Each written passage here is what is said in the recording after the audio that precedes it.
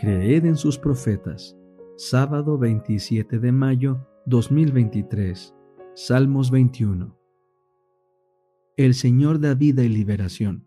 Al músico principal. Salmo de David. Oh Señor, el Rey se alegra en tu poder. Cuánto se goza en tu salvación. Le has concedido el deseo de su corazón y no le has negado la petición de sus labios. Selah. Le has salido al encuentro con las mejores bendiciones.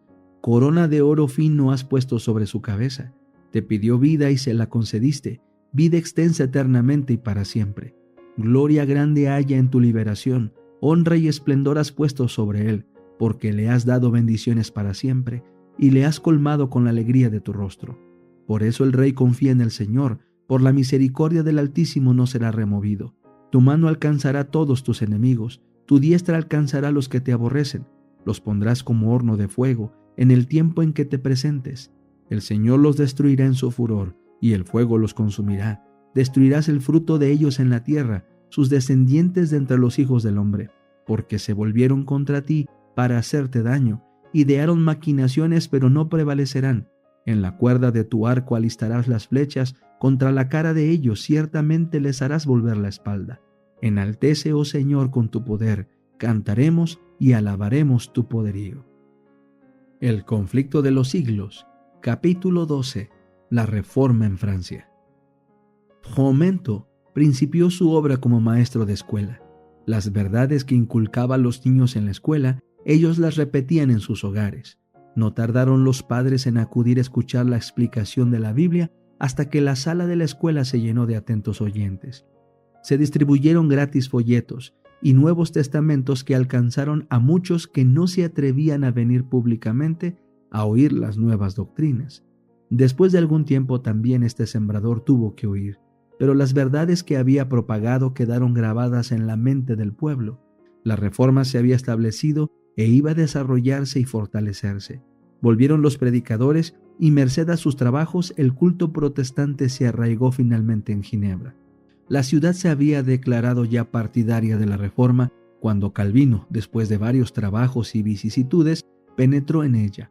Volvía de su última visita a su tierra natal y dirigíase a Basilea, cuando hallando el camino, invadido por las tropas de Carlos V, tuvo que hacer un rodeo y pasar por Ginebra. En esta visita reconoció Ferro la mano de Dios. Aunque Ginebra había aceptado ya la fe reformada, quedaba aún una gran obra por hacer. Los hombres se convierten a Dios por individuos y no por comunidades. La obra de regeneración debe ser realizada en el corazón y en la conciencia por el poder del Espíritu Santo, y no por decretos de concilios.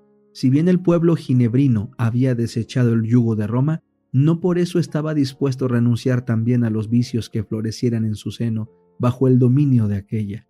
Y no era obra de poca monta la de implantar entre aquel pueblo los principios puros del Evangelio y prepararlo para que ocupara dignamente el puesto a que la providencia parecía llamarle. Ferro estaba seguro de haber hallado en Calvino a uno que podría unírsele en esta empresa. En el nombre de Dios, rogó al joven evangelista que se quedase allí a trabajar. Calvino retrocedió alarmado, era tímido y amigo de la paz, y quería evitar el trato con el espíritu atrevido, independiente y hasta violento de los ginebrinos. Por otra parte, su poca salud y su afición al estudio le inclinaban al retraimiento. Creyendo que con su pluma podría servir mejor a la causa de la Reforma, deseaba encontrar un sitio tranquilo donde dedicarse al estudio y desde allí, por medio de la prensa, instruir y edificar a las iglesias. Pero la solemne amonestación de Ferro le pareció un llamamiento del cielo y no se atrevió a ponerse a él. Le pareció, según dijo, como si la mano de Dios se hubiera extendido desde el cielo y le sujetase para detenerle precisamente en aquel lugar que con tanta impaciencia quería dejar.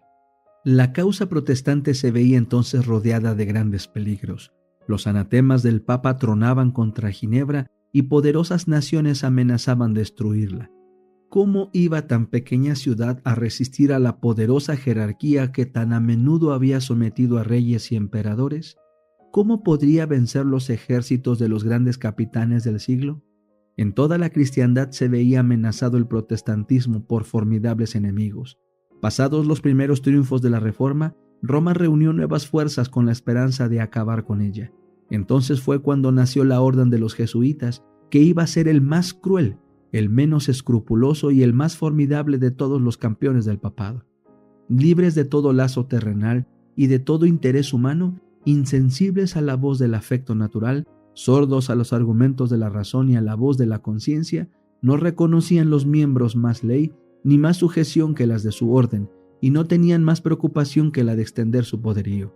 El Evangelio de Cristo había capacitado a sus adherentes para arrostrar los peligros y soportar los padecimientos, sin desmayar por el frío, el hambre, el trabajo o la miseria, y para sostener con denuedo el estandarte de la verdad frente al potro, al calabozo y a la hoguera. Para combatir contra estas fuerzas, el jesuitismo inspiraba a sus adeptos un fanatismo tal que los habilitaba para soportar peligros similares y oponer al poder de la verdad todas las armas del engaño. Para ellos ningún crimen era demasiado grande, ninguna mentira demasiado vil, ningún disfraz demasiado difícil de llevar. Ligados por votos de pobreza y de humildad perpetuas, estudiaban el arte de adueñarse de la riqueza y del poder para consagrarlos a la destrucción del protestantismo y al restablecimiento de la supremacía papal. Al darse a conocer como miembros de la orden, se presentaban con cierto aire de santidad, visitando las cárceles, atendiendo a los enfermos y a los pobres, haciendo profesión de haber renunciado al mundo y llevando al sagrado nombre de Jesús, de aquel que anduvo haciendo bienes.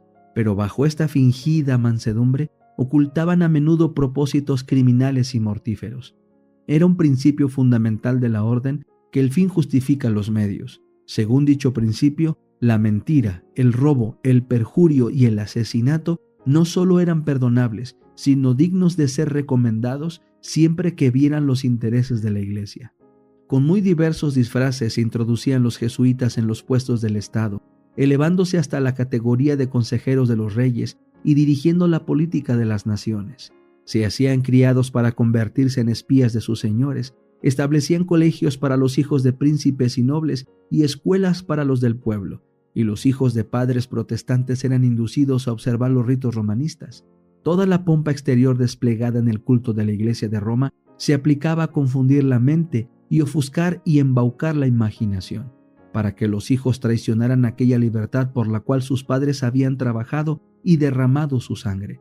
Los jesuitas se esparcieron rápidamente por toda Europa y doquiera iban lograban reavivar el papismo. Para otorgarles más poder, se expidió una bula que restablecía la Inquisición. No obstante el odio general que inspiraba, aún en los países católicos, el terrible tribunal fue restablecido por los gobernantes obedientes al Papa, y muchas atrocidades demasiado terribles para cometerse a la luz del día volvieron a perpetrarse en los secretos y oscuros calabozos. En muchos países, miles y miles de representantes de la flor innata de la nación, de los más puros y nobles, de los más inteligentes y cultos, de los pastores más piadosos y abnegados, de los ciudadanos más patriotas e industriosos, de los más brillantes literatos, de los artistas de más talento y de los artesanos más expertos, fueron asesinados o se vieron obligados a huir a otras tierras.